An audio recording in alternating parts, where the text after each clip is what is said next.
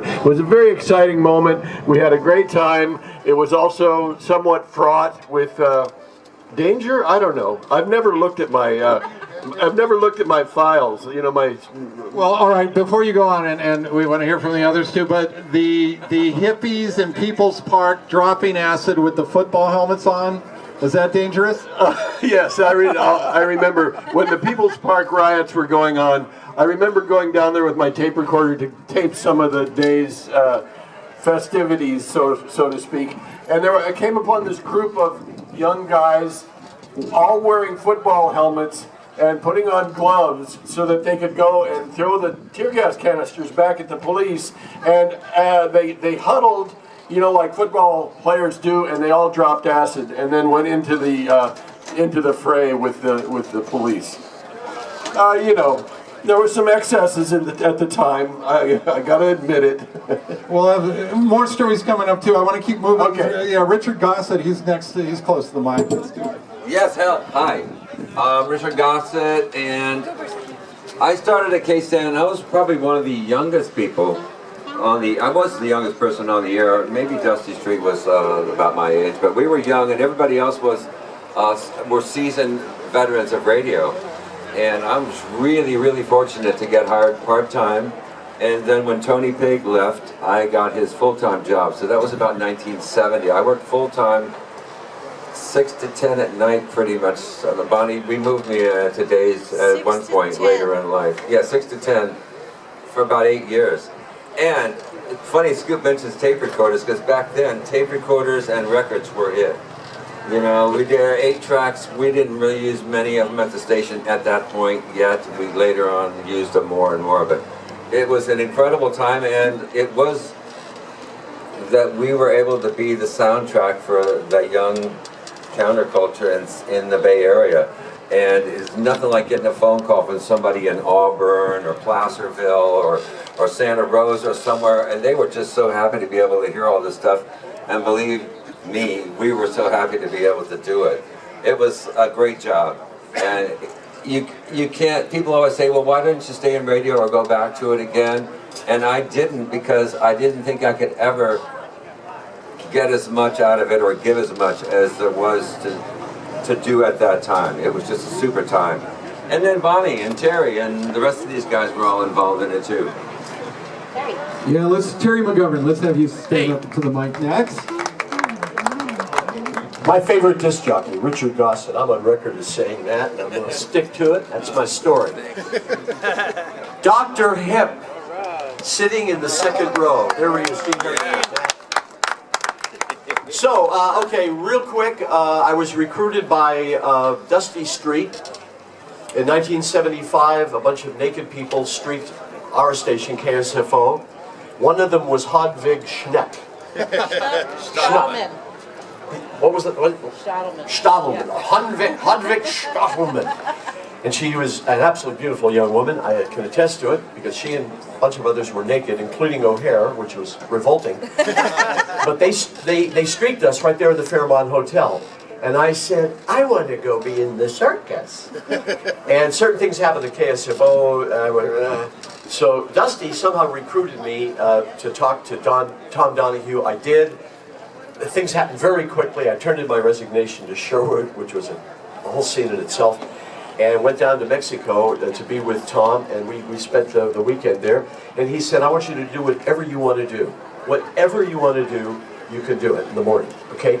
First of all, morning shows weren't really that sort of important at that time. So I said, okay, anything I want to do. He said, yeah, fine. He says, the only thing is, you have to take Rock and Roll 101 with Bonnie Simmons.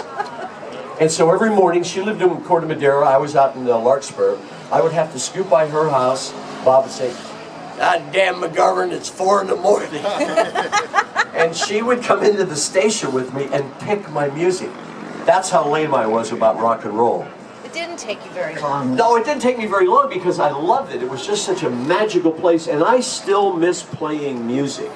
This guy was so inspiring, what he would do. I mean, every time I listened to Richard's show, I heard something that I had no idea was in the building.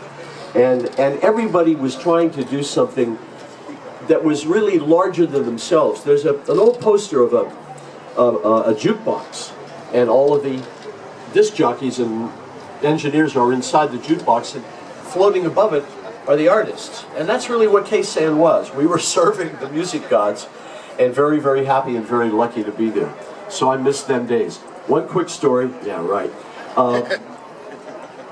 I had been doing the morning show for about a year.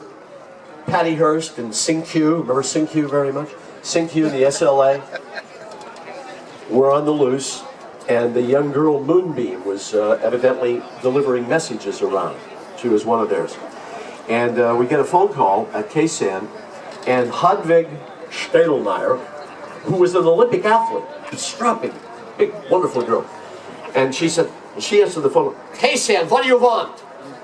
That was the greeting you got on the phone. And this voice said, SLA, we are leaving, I'm Moonbeam, and we are leaving a message for the people. They thought we were the people's station. Okay, so Hedwig says, where are you leaving it? I think it was Poston Union. Okay, she hung up the phone, hurtled over the little desk there, went onto the first floor on Sutter Street, ran for all she was worth up to this phone booth, and she gets to the phone booth. She beat him. She beat well, she opens, you wrote a nice whole story.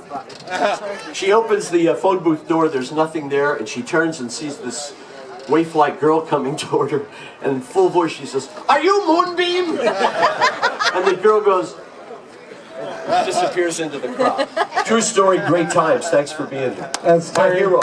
Terry McGovern. My boss. By the way, my favorite Terry McGovern story, you know, college, San Francisco State dorms, radio's only on KSAN. I wake up one morning, and the morning DJ, while doing his show, is taking a shower, right? You must have had a shower there at the studios. You took a shower on the air one morning. That's because we moved from the blue toilet, a horrible place, and I was just examining this plush, sort of very, very nice modern office that we had now. Remember, there were doors on, there was actually doors in the, and then I found Jerry Graham's shower and I couldn't resist it. And he did it live on the air. It was awesome. These damn executives, man. Give me some soap. Terry McGovern. Next up, somebody I think a lot of people associate with KSAN, or she kind of personified, she was up on the billboard above I-80 in San Francisco. Bonnie Simmons. Hello. I'm not actually sure when I officially worked at KSAN, because I hung out for a long time, and I kept applying for jobs there. And I remember that I did not get the job as record librarian when Tony Pigg was the music director, because he only wanted to hire a Virgo. But when Dusty got her stint as music director, she hired me, so I always have Dusty to thank or blame for that. And, you know, just listening to everybody, these are some of my favorite people up here, and certainly people that I learned what I did learn about radio, having come in, much like Richard as one of the young guys starting out. Everybody was fantastic, but, you know, to this day, for me, I just wanted to say hello up there, and that I really miss Bob McClay and Bobby Dale, who are people that I learned a lot from. And I did almost, and Baco, the expected one. But, you know, I think part of the charm about KSAN is that I don't think we knew that we were doing anything historic really at the time. I think we were just sort of thrilled that we had jobs with paychecks, small though they may have been, and got to do this for a living. It was quite remarkable, and in a place like the Bay Area at a time that we got to do it, it was just stunning. And maybe on to Ed Ely. Let's hear from an engineer, because I think we've got some people who are into the engineering side of it, and there's probably some good stories there. I know you're going to have to move the mic up, Ed, to get closer. You're a little taller than Bonnie, but... This is what I used to do. That's right. Ed was important to keep us on the air.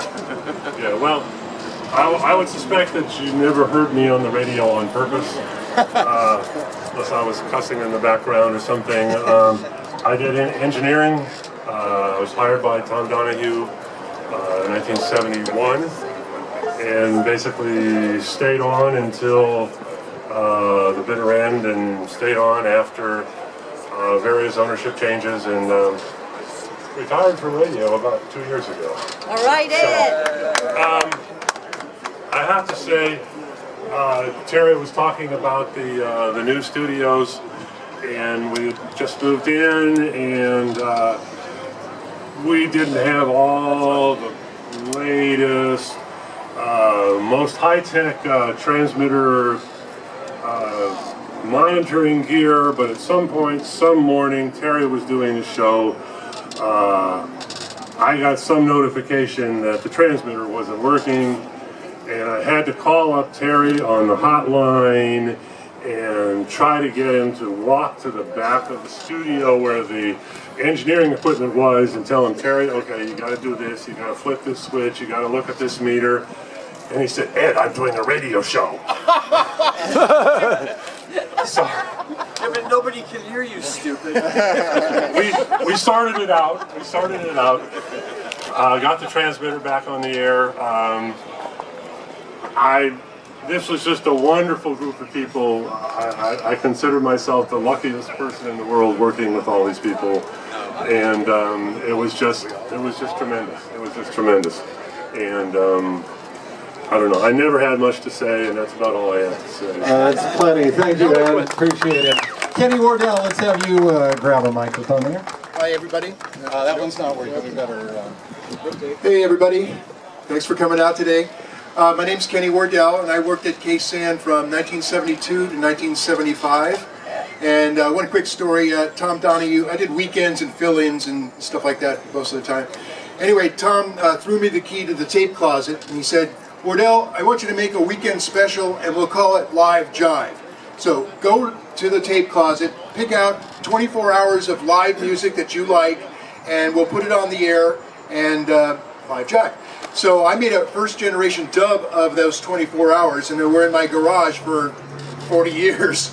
And I kept saying to myself, every time going in and out of the garage, I want to hear Ridgetop one more time before I die.